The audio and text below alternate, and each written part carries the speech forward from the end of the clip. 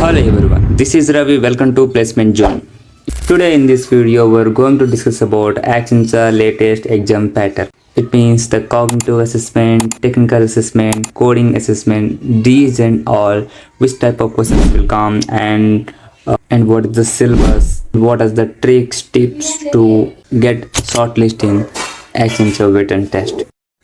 Before starting our video, if you haven't subscribed my YouTube channel, please do subscribe now and don't forget to click the bell icon. So let's go into the video. Now there will be three rounds in the Accenture hiring test, and after clearing this, you will eligible for the interview round. And the second important point is total 92 questions you have. Time limit is 135 minutes to solve all the questions. And last but not the least, that is the communication assessment. This is a very important assessment to get shortlisted for the interview.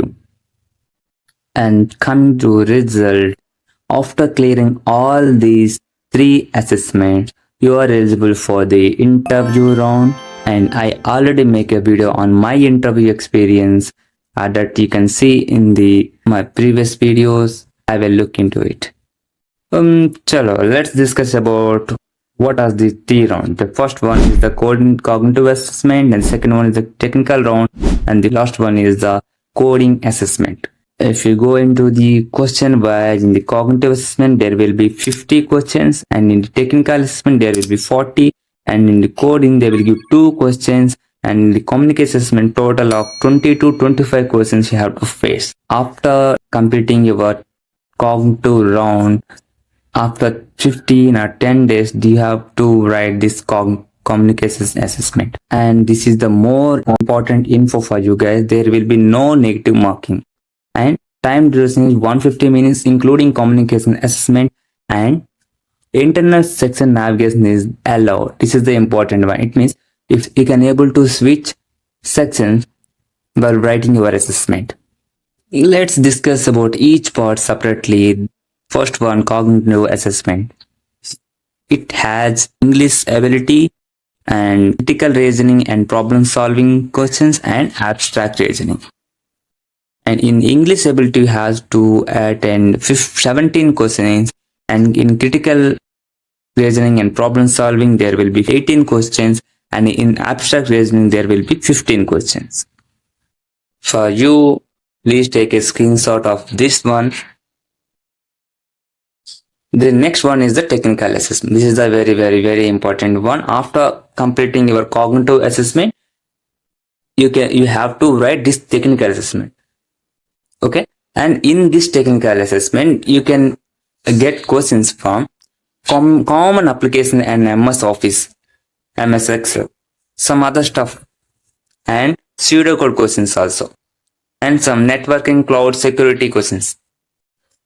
And the one important one is, like, everybody after writing their cognitive assessment, they are ignoring this technical assessment. But this is the wrong way, because it will decide you are selecting into Accenture or not. Because this is the optional assessment, guys. If you are interested, you can write. If you are not interested, you can ignore it.